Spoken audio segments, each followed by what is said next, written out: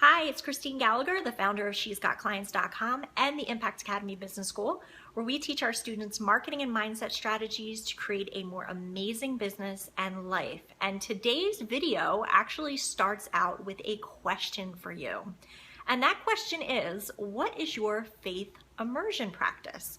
Now you might be wondering, what does faith have to do with marketing and business and strategy? And I would like to say that it has a lot to do with it. Over my 7+ years in business at this point, it's one of those things that I know to be absolutely true. You gotta have faith if you're gonna make it in this entrepreneurial world, because it can be a roller coaster. There are ups, there are downs, there are great rewards, but there are also times of anxiety or stress or pressure. It's why entrepreneurship is not for everybody. And so when I talk about having a faith immersion practice, I'm talking about doing something on a regular basis that's going to keep you strong and moving forward, even when things get tough, especially when things get tough. So I want you to think about it. Do you do anything right now on a regular basis that is meant to keep you in a place of faith, even when things don't look so great right in front of you? It's something I learned early on. I need to fortify myself. And so I've actually made it a practice to really immerse myself in faith and belief that things are going to work out for my absolute highest good and for everybody's highest good who I'm serving out there in the world. So if you don't have something like this and you're wondering what could be a part of your practice, I want to share a bit about what it is that I do. And usually this is something that I share with my students and clients when we have our coaching calls or we have our meetings or we have events. But I think it's so important for everybody to really hear this. So some of the things that I do to keep me in a space of faith no matter what is I read inspirational books. I listen to inspirational audios. I watch inspirational videos. So if you go on YouTube, you can type in some terms that'll help you find inspiring clips and messages. Just type in inspiring videos, hopeful videos, videos about courage, videos about faith. You can do the same thing for audios and the same thing when you're looking for books.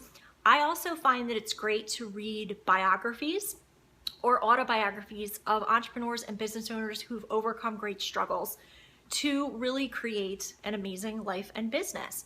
I think when you read about that or when you hear about that, it's just an extra layer of reassurance that you can do this thing. I also like to avoid the news. This is something I've done for years. It just has a lot of negative connotation that I don't necessarily want to fill my mind with. Now, instead of watching the news, I'll do things like dance around my house like a silly person. No one's watching. It brings me into a different place. It brings me into a space of feeling good and feeling energetic, and it helps take my mind off of anything that might be bugging me. So dancing, putting on some great music that lifts you up, and yes, you can do this every single day. Another thing I do is goal cards. So I'll take index cards, been doing this for a long time, and I will write out my goal in the present tense as if it has already happened. And this is something that I learned years ago from Bob Proctor. And he said, make these goal cards, read them every day, twice a day, hopefully, and laminate them, keep them by your desk, keep them by your night table, whatever it takes.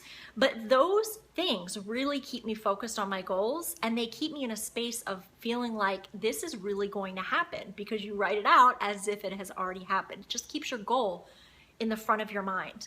Another thing I do is I make sure to get around people who inspire me, friends, colleagues, people who think big things about their future and who also want big things for my future, right? So a supportive community, a mastermind, whatever it takes to keep you accountable and keep you positive. And you can also have some venting sessions with those people too. There's nothing wrong with that.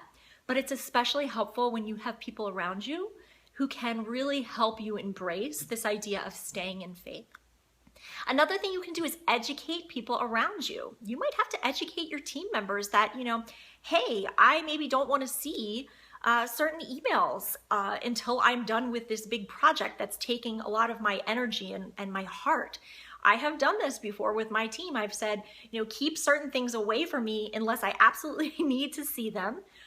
Or if it's something I need to deal with, make sure that I'm not in the middle of something that's taking all my heart and soul, and that message or whatever it is going to throw me off my game. So you can imagine that there are many different things that you can do for a faith immersion practice. These are just a few of mine. But my to-do for you is to think about what you're already doing and how you can ramp that up. Or if you're not doing anything, at least take one of these ideas and put it into place. You don't have to do them all at once. You might get overwhelmed thinking about that. But at least pick something. A gratitude journal is another idea off the top of my head. That's something I've been keeping for a while, where I write down things I'm grateful for in the morning and then I review it at night. Can you do something as simple as that to get you in that space of faith, believing, and courage? Because that's really what this is all about. You can learn all the marketing, you can learn all the strategy. If things aren't going well up here, sometimes we sabotage ourselves. So that's why I say, I gotta stay fortified, and you can do this too. So I wanna hear from you. I wanna know what your practice is or what great ideas you might have for a faith immersion practice, or if this video helped you sort of spark your imagination about what you can do, because it really is super crucial. All right, well, this is Christine signing off, and if you love this video, make sure you share it with your friends, your colleagues, and in social media. Let me know in the comments what you liked. If you're not already getting all of these tips in your inbox, be sure to sign up in the boxes on the page so you don't have to miss any more. All right, I'll talk to you on our next video. Bye.